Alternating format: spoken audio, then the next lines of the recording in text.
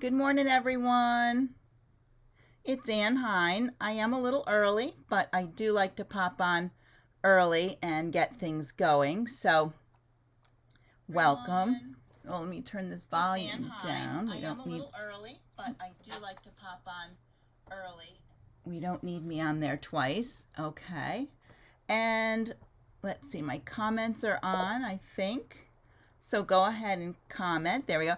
Hi, Marty. Good morning. Good morning. So we'll hang out here until the top of the hour and then get started. So we'll see who else pops on. Sometimes it takes a little bit for everybody to find their way here. And now that I'm on two different spots, that confuses everything too. So, we just like to keep you hopping all the time. And hopefully, Marty, there's more than just, oh, there's Janice. So now we've got two people at least. We can have a party.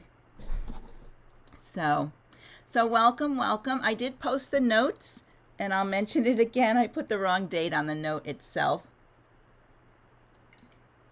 In my rushing around, lots going on this morning. Hi, Britt, welcome. Yeah, a bit of rushing around this morning. Lots going on here at the house, and I'll talk about that in a moment when we get really on, as people kind of find their way and get here. Let's see who else is out there. There's a few more people out there. So welcome. If you want to say hello, you can pop on and say hello. My comments are up. So how are things in Sweden today? Is it warm there or cold there? I should send my things out to somebody first to double check them. I was looking at it and everything looked good, but I just totally missed that part. Darn it all. Oh, well, it happens. At least I know you guys are reading it if you noticed. So maybe it's a little test I put on there. So we're counting down. We got a little less than a minute to go here, and then I'll put the camera on. Oh, warm and sunny. We're sunny and warm today too. I think we're going to get maybe up in the 70s today, I hope. And so and this weekend's supposed to be really good too. It's only Tuesday. Why am I talking about the weekend? But I'll tell you why later while I'm talking about the weekend.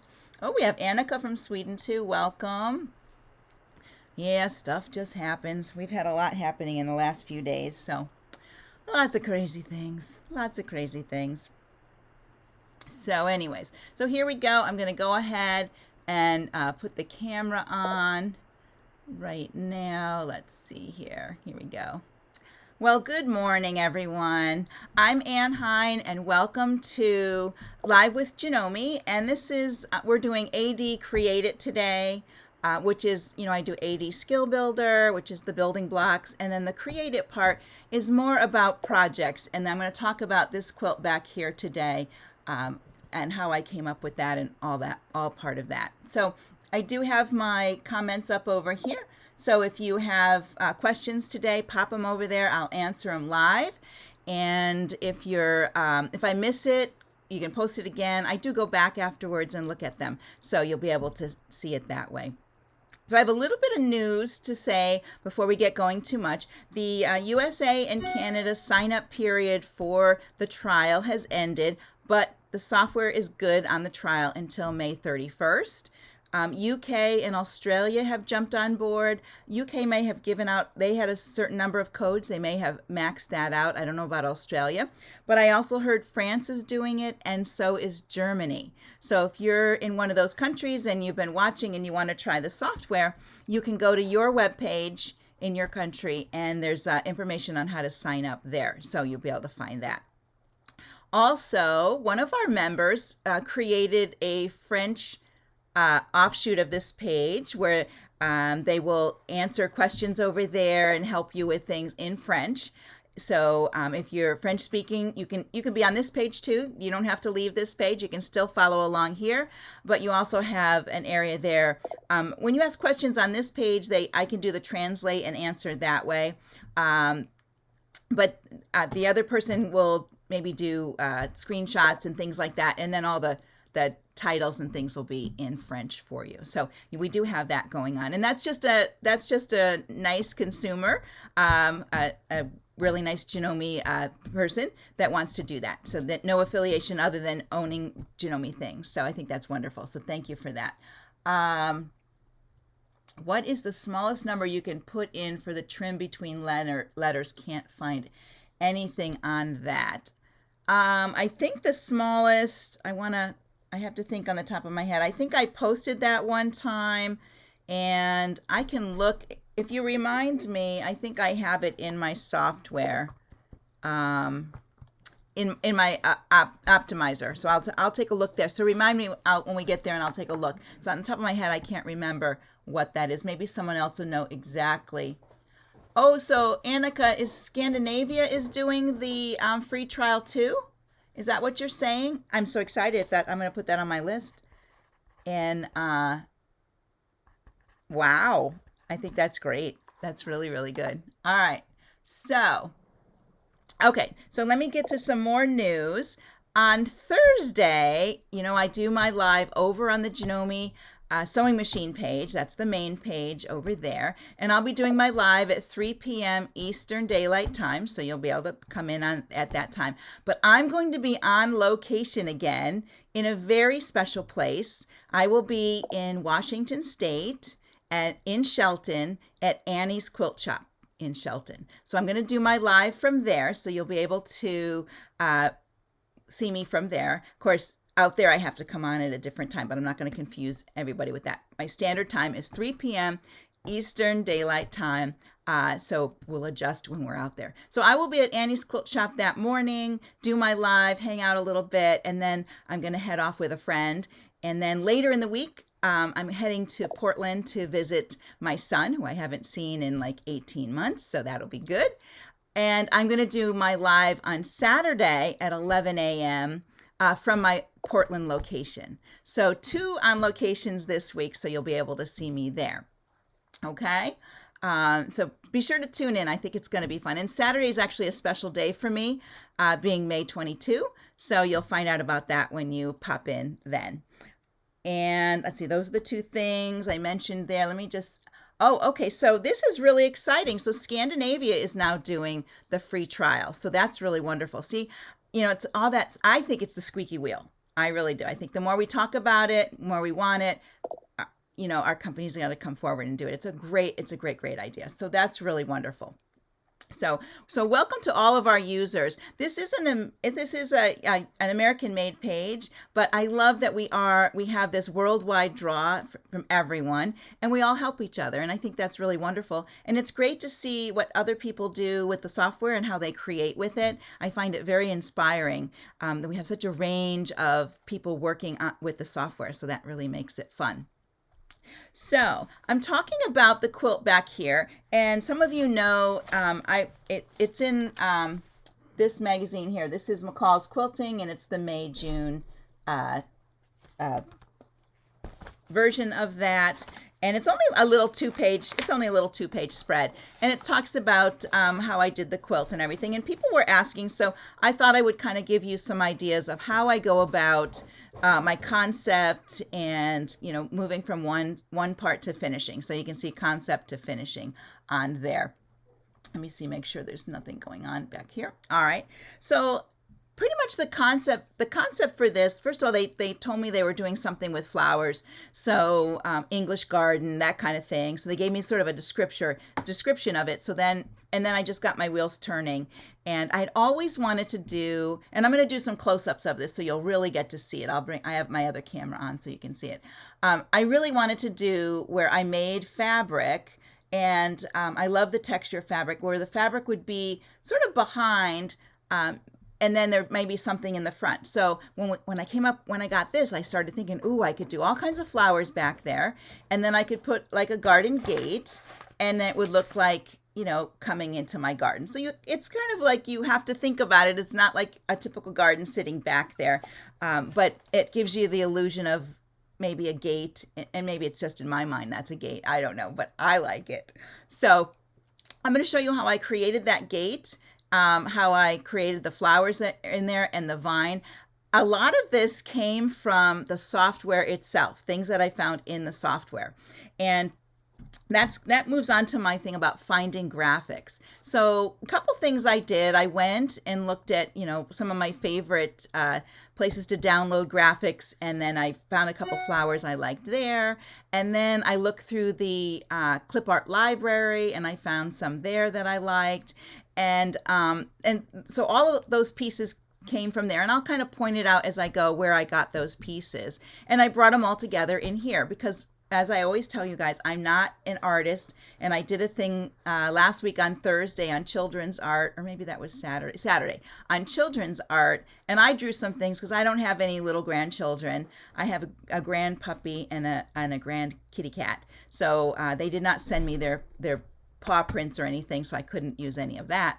So you can see I can only draw a couple things, and I drew it for that. But anyways, so you have your concept, and then you go find your graphics and things, or you draw your things. Some people are very good at drawing what they want to do, and they can get their concept that way. They can draw out their flowers or their designs, and then they can convert them to stitches, to outline stitches, to fill stitches, all of that kind of thing. So don't rule that out. It doesn't always have to come from a graphic. You may be able to draw something that you want. You may even find some fabric, and in the fabric, I think I've showed that a couple times where I've taken a picture of my fabric and I've brought it in, and I've used some of the design in the fabric to create my embroidery.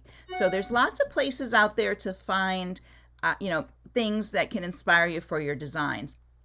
And I know one of our members, Wanda, just posted her paint stitch that she did. It's the green flash at sunset. It's beautiful, and she did that in her iPad.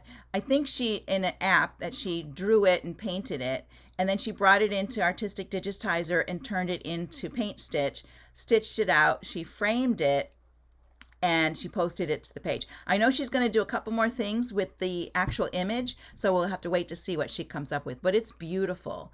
And paint stitch, some people love it, some people don't. And I know when you use paint stitch, it depends on the picture or the graphic that you're using for the result you're getting. You're not going to get some of the very, very fine details because that's not the way it's made. It's thread painting, so and you need your pictures to be a little bit sharp and maybe a little bright, but there's some things you can do in the program to fix that too. All right. So once I got my idea going, I had to come up with a layout of, the blocks, of what I wanted for the blocks. And I just didn't want, 8 by 8 squares all over. I just thought that would be kind of boring. And I was talking with Kimberly Imo. She's a good friend of mine. And so she said, I'll send you a layout you can follow, or, maneuver it however you want. So she created a bit of a layout for me, and I took it from there and created. And I'll show you my layout as we go along.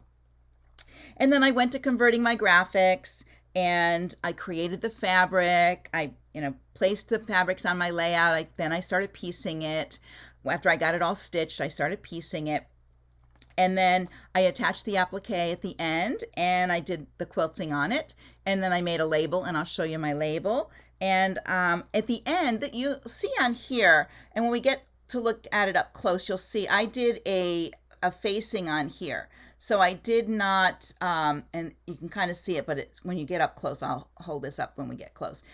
So I don't have any binding showing. And a lot of times I'll do a quilt like this. I do like that feeling of like, there's the garden, it's going everywhere. It's not inside a picture. So I do a facing on that part of it. All right, so what I want to do first is I'm going to switch to my other camera so we can see this up close, and I'm going to point out some things, and then I'm going to go to the software and show you how I created those things, and hopefully that will put the pieces together for you. So let me put on my my camera so you can see, and I am going to move the camera in so you can see a little bit better. But this applique was not done in the hoop because it's too large in there. I actually stitched this down with a decorative thread, and I used some metallic thread in stitching this. So the actual quilting, when I did I stitched this on, and then when I got done, I stitched on the edge of it to quilt it to the batting, and I did you'll see some of it on the back. And then I just stitched in the ditch between these And I think I used a little bit of a metallic thread, so you'd kind of see a little sparkle every once in a while on that. So let me get close. So I'm going to scoot over to the other side so I can have you guys look at this a little bit closer. And hopefully I won't shake the camera too much because this is all right, so we'll go in here like this so you can see. So here you can see my applique, and I did use a decorative stitch when I stitched around this, and same thing on here, I did a decorative stitch. But in the background you can see the stitched flowers up in here. Can you see all those little, this is all the stuff I created when I was making my flowers. So I'm going to go out just a little bit. Well, let's go in so you can really see. And I'll move the camera a little bit so you can see some more of it. It's hard not to shake it when I'm moving it, so it's going to try to adjust itself. Let's see if we can go down a little bit. Hang on. I have to touch my camera from behind. Hang on, it's not wanting to go down. There it goes. Okay. Oh, now it's going to go all the way back to show you everything in my messy room. So we'll go back this way. Let's open this up a little bit. So anyways, let me show you, I'm going to flip this up and hopefully it's going to zoom in. For some reason it's stuck. There we go. Let me wait for it to zoom here. Oh, okay, hang on. Did my app just quit working? There we go. All right, so on the back, I'll flip this corner up here. I did my label, and I'm going to actually pull this forward because I think it's going to be easier for me to hold this up to the camera, if I can find the camera. There we go. So this is the label that I put on, and I used a little bit of that Garden Gate and the fabric, so I did some stitched fabric. And then if you look at the corner, I'll try to hold the corner in the right spot. So you can see how I did the, this is called a, what do they call this? This is a facing instead of a binding. So you would sew it on the front of your quilt, flip it over, and then stitch it down back here so you don't see anything on the edge of your quilt like that. And I think it makes a nice finish on the back, and especially, you know, on the quilt itself. All right, so let me switch back to the software, and I'm going to check my comments too because I'm kind of away from there. Let me cut through here and get in position, and I'll put this back on. Let's go here. There we go. All right, so, and I'm going to straighten my chair up here. There we go. So anyways, let me just to see if we have any, so my graphics were, some of my graphics came from the software, and I'll show you where I found them, the designs I found in there. And there's some sites out there. One of the ones I go to is Daily Art Hub. They have some nice graphics, and I like to use some of their graphics too. They do have some free ones, and then you can buy their graphics there too. But there's a lot of graphic places out there. You just have to be careful about what you do with the graphic and what graphics they are. There are some copyright things, and I know some of us, want to do some other things, and I don't want anybody to get in trouble, and I don't want to get into a long discussion about copyright because it's very confusing, or it could be a big long topic. All right, so I think we're good here. All right, so let me put the software on, and I want to show you my quilt layout first, and then I'm going to show you the different graphics and how I converted them and how I made them into the fabric sections so you can see that. All right, so here we go. Let's put this on here, and I'm going to open up. I'm in my browser. Let me get my little extra window out of the way. And here we go. So this, I'm going to scoot out a little bit. So this is actually the layout of the quilt. So all these sections, this is a block. And I think these are, if maybe I can ungroup them. These are actually to size. Let me ungroup that one. Hold on. Oops, no, I don't want to combine. Undo that. I want to ungroup. All right. So if I select this, there we go. So this block, if you look down here, it's 6 inches wide by 8 inches high. Now, I'm not going to put this in the hoop. I'm just doing my quilt layout right here so I can see it. So I actually used my shapes, and I knew I wanted my blocks to be 6 by 8 finished. And so I just created the different sizes. So this one up here is it's 6 inches wide by 4 inches. And then I have these corner ones that are 3 inches wide by 4 inches high. And then these longer pieces here. And these are 3 inches wide by 8 inches high. So I took the design that Kim had sent me, and then I created it here using my shapes tool. So just to show you quickly, this is one of the weird things I think I do with the software. I'm very visual. So for me to see this in here was really cool. And so what I would do is I would just draw a square or rectangle, and then I'd select it. And up here in the size, I could put in there what I wanted it. So if I wanted it 6 inches wide, I'd put 6.0. And if I wanted it 8 inches high, I would put 8.0 here, like that. And then I know this would be 6 by 8, and I could delete the outside, and I would just have a nice block. And I just created the other blocks and put them together. Now the reason I did this, let me show you why I did this, is as I made my blocks, so, and I'm kind of gonna work backwards. This would be some of the fabric that I made, all right?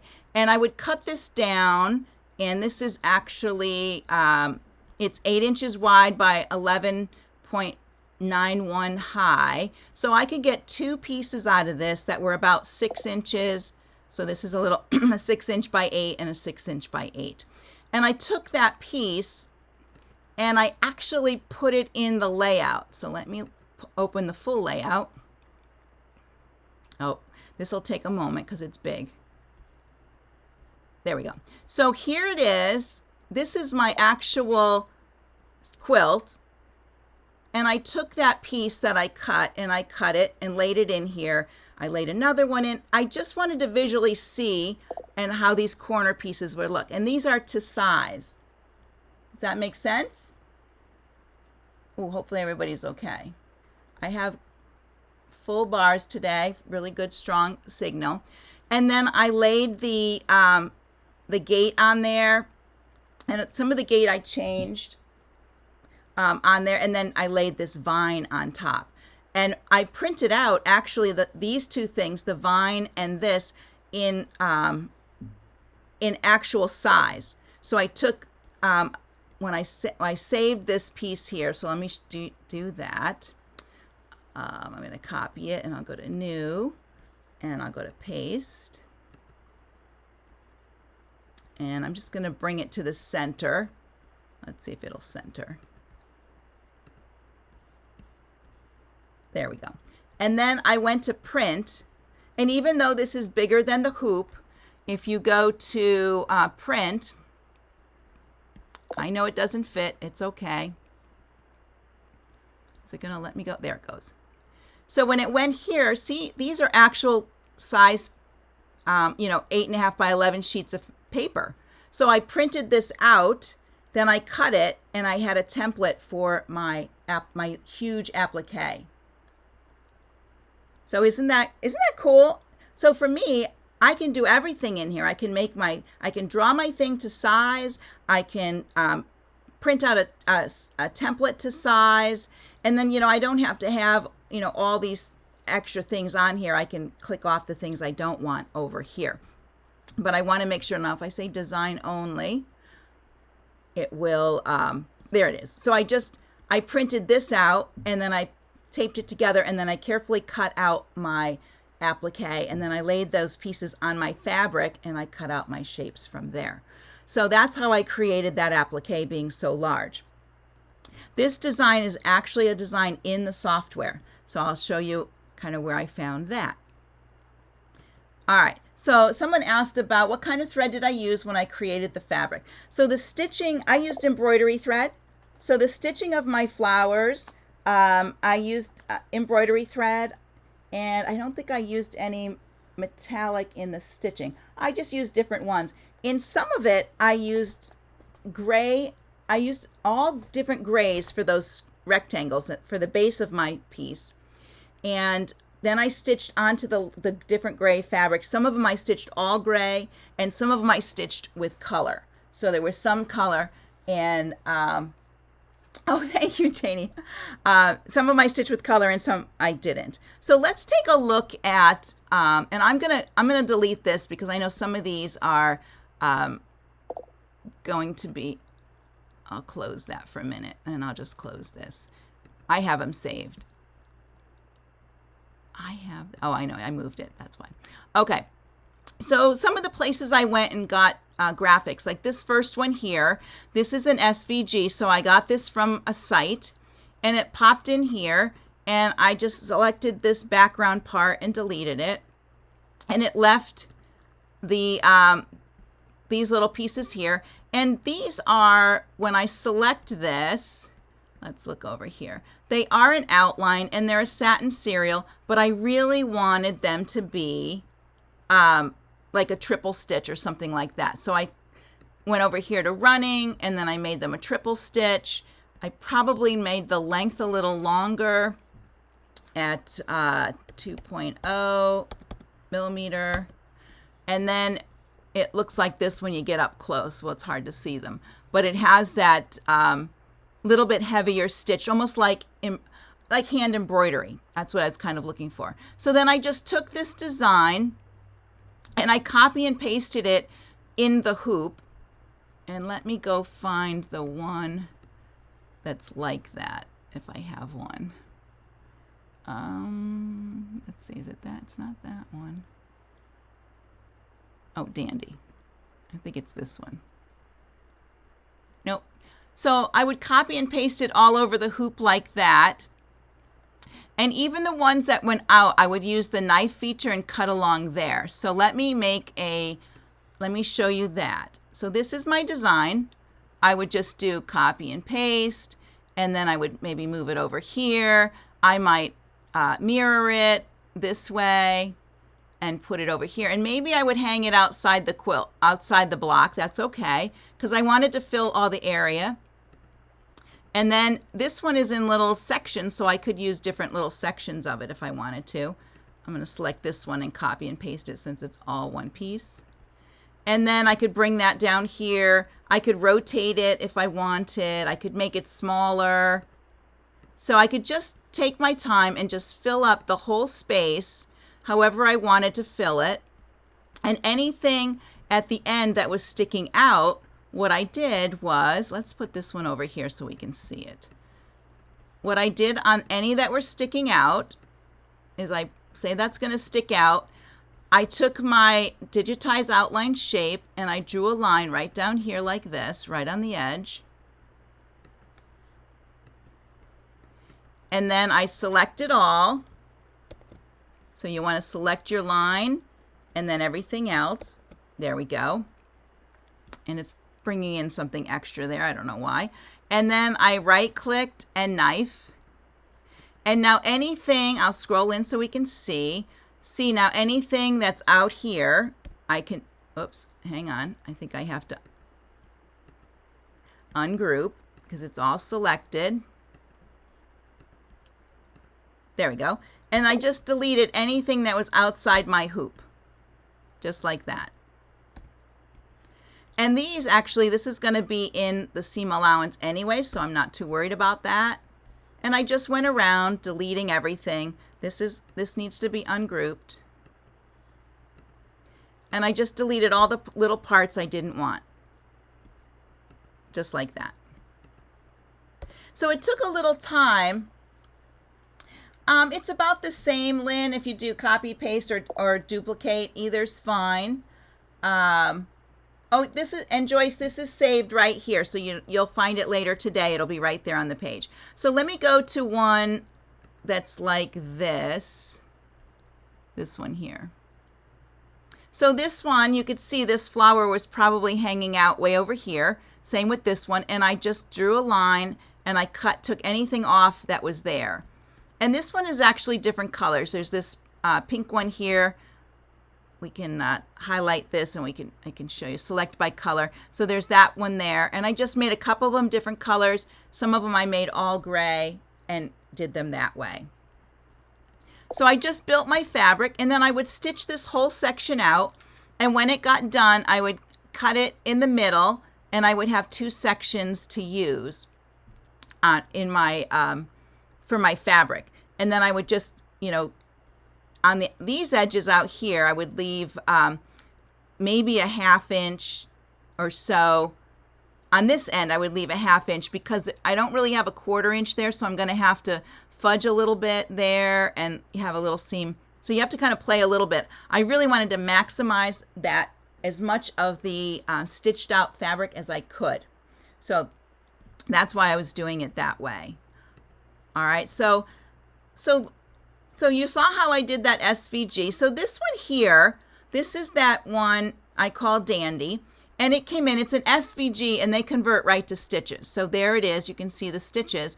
And I really didn't want these parts here, so I just selected them and deleted them. And then I went ahead and just took these designs and turned them and twisted them and put them wherever I wanted on the page, so they look like this. And then they came out like that.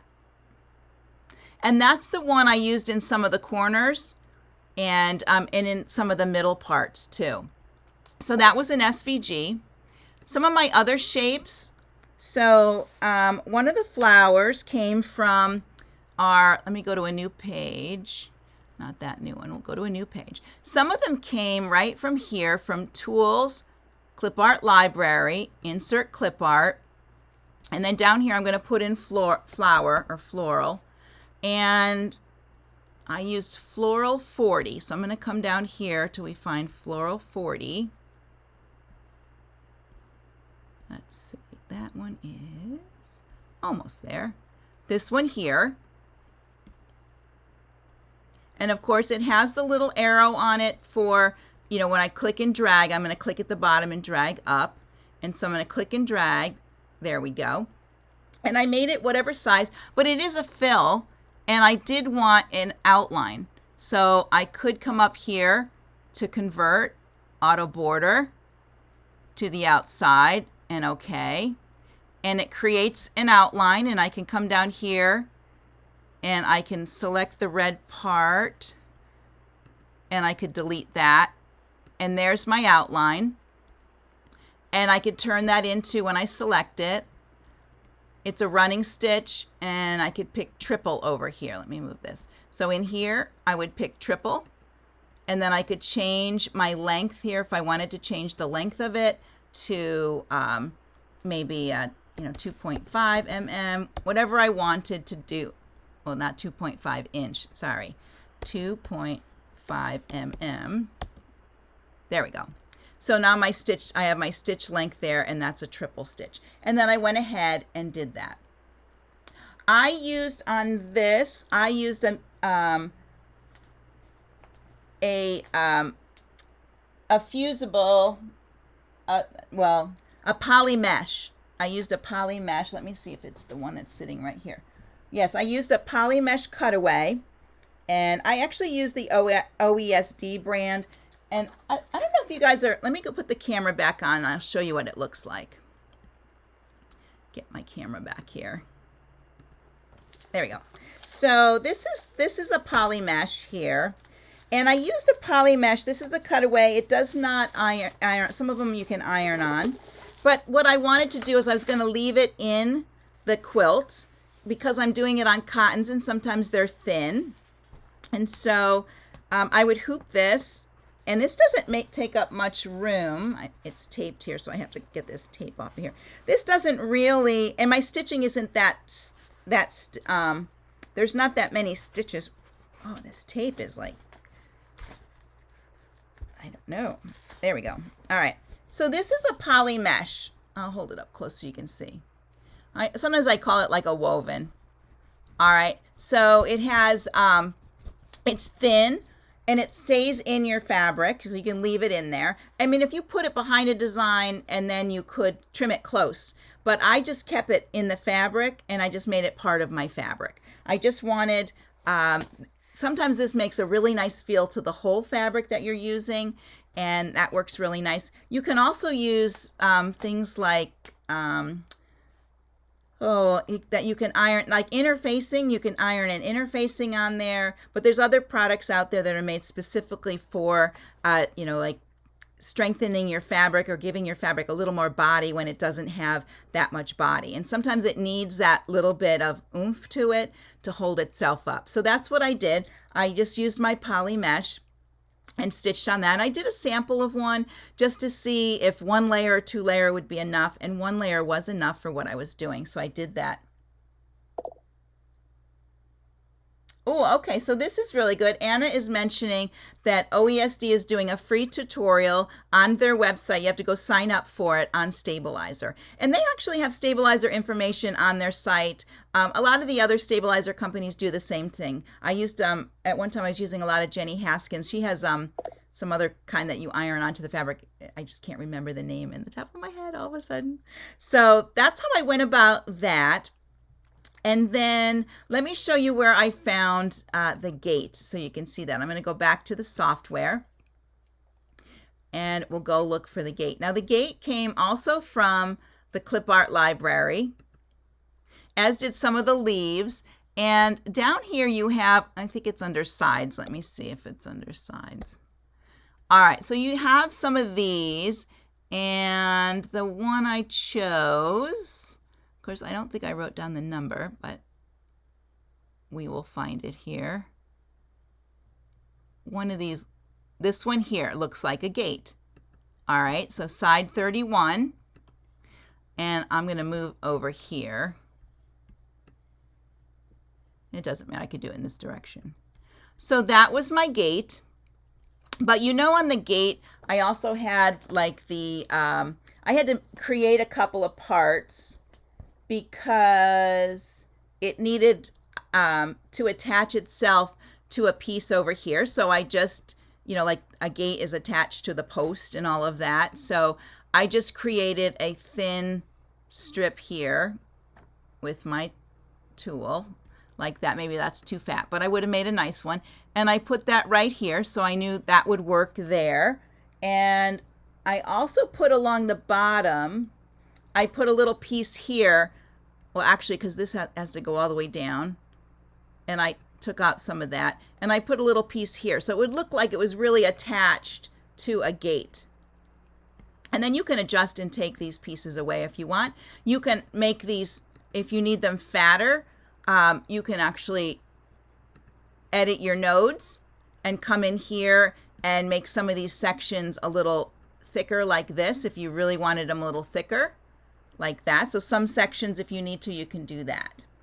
So that's how I made that giant gate, which I think is pretty cool. And that's why I wanted to go back to, let me see if I can, let's delete this one. And I'll just close this for a minute, and I'll close this one. I want to go back to the layout here. So this is one reason why I did this giant layout. Oops, hang on, there we go. This is why I did this giant layout to size, so I could see what this gate was going to look like. And see, I had to, this little piece came from one of these sections here. I just cut it off. I copied one and cut it, and then I just put it up there to be the top of the gate, like that. And I think I added a little piece down here. So I made a sort of stylized gate. This fern was a little fern that's a clip art that I used, and I just increased it till it's bigger. I did not use Terreal Magic on this. You could use Terreal Magic on this. Yes, it would be a good way to go. I just did not have any Terreal Magic at the moment, so I went with the Stabilizer. I do like, now if you're not familiar with Terreal Magic, it is a fabric stiffener. And it's different than starch because it's not made like starch, but you could use starch. And what I do, and I'm going to use it on bigger pieces, I'll put the piece in a plastic bag. I'll squirt it, my Terrio Magic in there, or I'll pour some in, and then I squish it so that everything in there is damp. And then once it's damp and wet, I take it out and I let it damp dry. And when it's damp dry, I press it, and it's stiff as paper. So sometimes you can do that and not use stabilizer. Like I probably could have used Terrio Magic and then not used any stabilizer at all when I stitched these, but I didn't have enough with me at the time, so I just went ahead and did the interfacing on there. The other thing, what worked out really good for me, I stitched everything out in that in my GR hoop, and I used just about every single piece that I stitched. And I was very careful how I cut everything. I started with my bigger pieces first, and then I cut my smaller pieces as I went along. So I would have cut all these giant pieces first, and these are like 6 by 8, and then I would have cut the half ones, and then I had these side ones to do. So I calculated, I did a little math when I was working, so I didn't have to stitch too many pieces, and I just kind of did that. So, and I just, the colored ones, I just used different colors of embroidery thread. And on the gray ones, I had a couple different colors of gray from light to dark that I used. And originally, it was going to be all gray, but I stitched a block in gray and I didn't like it. And I was like, okay, now I think I have to do color. Sure, I'll show you how I did my background layout. Okay, so what I did is, I'm going to go back here and just show you the layout only. So to create this, all right, Kimberly Imo sent me a quilt design, and I think she used EQ8 or something. It told me what size each of these blocks are. Okay, and let me ungroup them. So since I knew what the blocks were, I'll ungroup them. I created each block. So I knew this block here was going to be 6 by 6. So I went over here and I went to my shapes, my square rectangle, and I made one. I selected it, and in the box up here I put 6, the size of the finished block. And when I'm talking finished, you're going to when you go to cut this, you're going to leave a 1/4 inch seam around each side. So there we go. So it's 6 by 6, and then I deleted the inside. So that was my first block. And so I just kind of put that, whoops, you don't want to do that. So hang on. There you go. So I just got that one started. And then this next one underneath it, this one was 4 by 6. So I went over here to my shape and I made one, and I turned that one to select it, and I made this one, it's 6 inches wide by 4 inches high.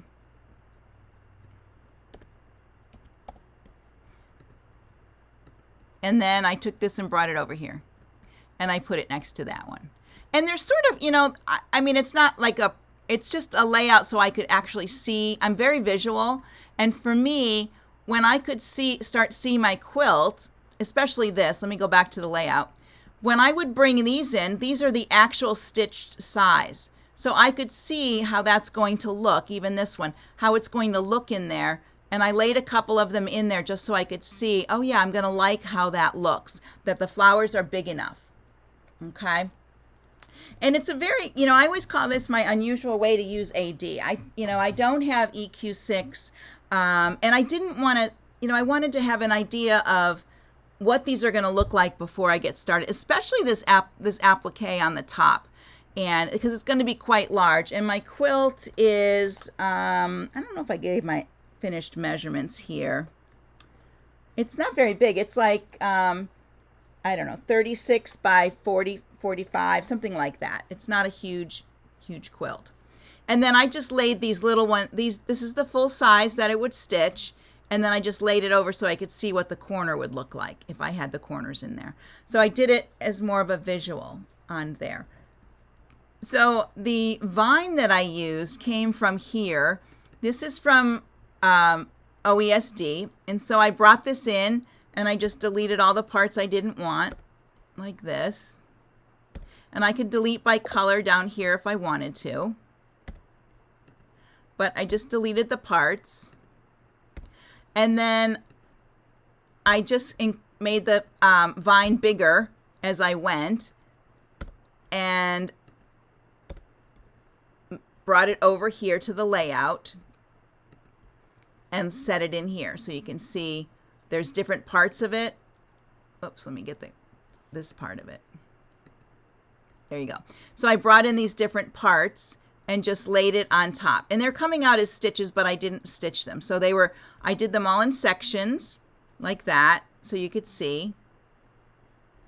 So over here with this one here, I just took a section of it. This might not be the exact one I used, but there's like 6 of them in this session. And I just made this really big like that. And I brought it over there and I adjusted it till I got it done. Yep, I'll put the quilt up again. Hold on. I'm going to hang it back up, so you're going to give me a moment here to do that. All right, so while I'm hanging it up, if you have any questions, start posting your questions so I can answer, and I will put the quilt back up, and I'll try to get the camera on it so we can see it. There we go. Did I put it the right way? Yep, I did. Okay. All right, so now I'm going to put the camera on. So hold on, let me find the, oh, that's not what I want. Hold on here, there we go.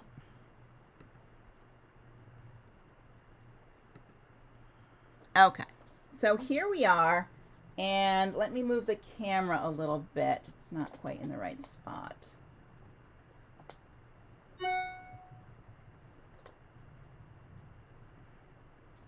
Hang on, there we go. And I'm going to try to bring it in a little bit so we can see. So now you can see a little closer up of the stitching itself. And this is a little bit of a metallic, a green metallic that I used in here.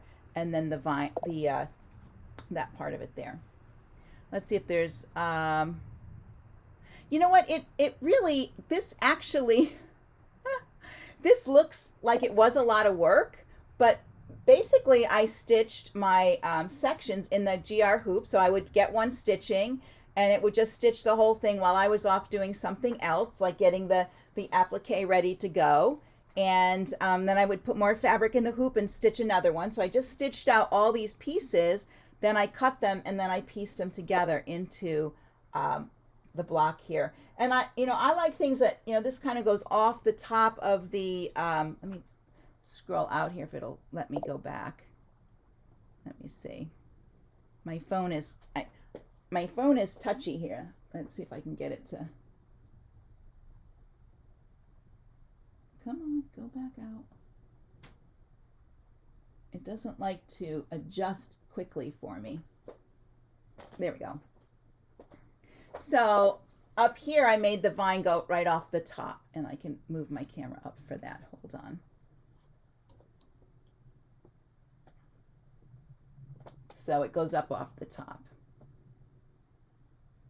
And I'm waiting for the there we go. So you can see the top. All right. So let me get this kind of in the, there we go. And I'll sit down. I think I can I'll be off to the side.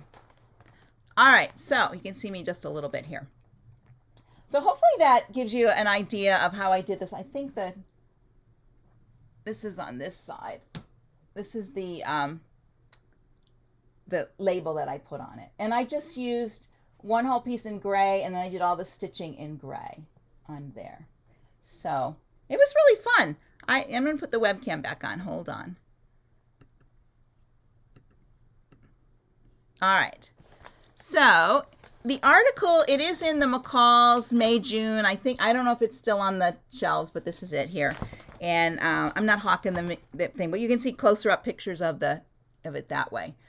No, I did not use bias for the gate. Let me think. No, you're right. Wait a minute. Yes, for the vine, I used a thin piece. I made bias, a thin one, and then this one I did use pieces of bias for this. I had to think back how I did this. Yeah. And then I used the, what I did is I had the paper printout of it, and I laid the bias on there so I could see where I wanted it, and then I had it kind of transferred it to the quilt so I could put it in the right spot on the quilt so it all fit in there nicely. So I'm so visual. I kind of have to see where things are going for some reason, even though I have a lot of things in my head, and I want to get them out there. So sometimes I have to, kind of work around it. But I really love to show, with Artistic Digitizer, not only are there things in the program you can use in unusual ways. I mean, this was an embroidery that I turned into a giant applique. All right, so this is like a little side embroidery that you would put on the edge of something, and then, maybe you would make a box with those, I don't know. And then I just created it. To me, it read gate, and I was like, ooh, I think I'll do that. And so that's how that all came about. And I kind of left some parts off. It had little pieces that were shooting up in the middle, and I tried putting those in, and I didn't like them, so I left them off. I sort of stylized it a little bit to make it work. And I actually wound the vine in and out of the gate, so it's not all laying on top of the gate. It goes under the gate. The gate's on top here, the gate's on top here, and then it goes behind the gate here, and then it's on top, and then it goes back through the gate, and it makes its way around that way. So it kind of loop-de-loos around the gate, making its way to the top. So it's really like a vine would really travel. This helps me with quilting, as I have a terrible time doing a 2.5-inch border, which I still cannot figure out how to do on Horizon Link with the minimum size of 4 inches and up. I'm not sure now, Lynn, what are you talking about like this? This helps me with quilting, as I have a terrible time doing a 2.5-inch border. Oh, okay. So you could draw your border. You could create your border in Artistic Digitizer. And I've done this before I've showed it once before in a layout. It's sort of like doing a layout. Basically, that's what you're doing, is a layout. So it'd be easy that way. Yeah, I put the applique down first, and then I did the stitching afterwards. And so I had to start and stop the stitching because I really wanted, where it went over the gate, I didn't want the gray stitching on there. So I'd have to stitch a bit of gray, a bit of green, so I had to kind of pay attention to what I was doing on that part of it. So I stitched it in the right way. And I use some decorative stitches because I'm not into just stitching on the edge. Here I used a little, this was like a stitch that had like 3 little zigs and then a space and then 3 little. So that's how I did the gate. So it had a little bit of look to it. And then the vine itself has it has actually a vine on it that I stitched. And then I used on here, I used like a buttonhole stitch, blanket stitch on the petals. So you can have fun with it. I mean, you don't have to do everything with straight stitch. And that's how I think that really adds to what you're doing. Oh, good, Joyce. Well, welcome. Joyce just got her Artistic Digitizer. Now, Joyce, are you using the trial software and you just got your Forever software? You don't have to. Well, let me announce this to everyone. If you're using the trial, when the trial ends, ours ends at the end of the month, the 31st, and the software will be turned off. But if you purchase software before then, all you have to do is open your software key and change the numbers in the key. And you don't have to uninstall the software or reinstall. You just have to change the key, and then it'll work for you. And of course, you can put it on as many computers as you want, but you can only use it on one at a time through the key. And then if you say you don't buy it and they turn the software off, if you leave it, if you didn't uninstall it, if you decide to buy it a month down the road, all you have to do is find the key in your computer and put the codes in. You don't have to, unless you uninstall it from the beginning, but you don't have to uninstall it. All right. So I think that covers everything on this. I think I got all the questions answered. I'm trying to look at the time. Oh, we're doing good on time. And so let me think. I'm looking at my list here. Yeah, you know. And if you're not a quilter, you know what? This is how I feel. You don't actually have to be a quilter to make a quilt. Anybody can do it. And everybody's like, oh, 1/4 inch seams and scant 1/4 inches. You know what? There are times when you definitely need a scant 1/4 inch. I'm not going to say no, but don't let that hold you back. I mean, making something like this is I think it's pretty straightforward. It's straight lines and piecing. So I would have to piece the long sections together. And once those are done, I put the sides on, So I had one big piece of fabric. And then from there, I laid the gate on there. And then I started stitching it. I stitched the gate on top of the fabric. And then when I got done, to actually quilt it, I stitched next to the gate and next to the vine a little bit to hold all that down, like to hold the layers down. And then I just did stitching in the ditch here to get that. And I didn't really want the stitching to show. I wanted the stitched fabric to show. So I did a little bit of stitching in the ditch and some outline stitching just to keep my layers together. Your front, your batting, and your backing. You have to, that's the quilting part of it, actually. Okay, trim distance, working on logo right now. All right, so Louise was asking about, and I'm just going to look, I'm under Optimizer. I have mine set at 0.197. I think that's the closest you can go on your trim distance, 0.197 inch. And for stitching in the ditch, I think I used my AccuFeed ditch foot. And if you're not familiar with AccuFeed, which you know me, it's like a walking foot on steroids, and it comes with a little sole or toe you can put on that has the ditch that fits in the ditch, and I just stitched in the ditch. I never used to like to stitch in the ditch, and once I got that foot, because it rides in the channel, you can put it right in the seam, and then just, as you're going, just hold your hands on either side. It'll stitch right in there just beautifully. And if you pick a thread that's about the same color as your background, it like disappears right in there. And I do like to sometimes when I like Wonderfill, Invisifill when I'm doing some stitching in the ditch. All right, I think we got everything.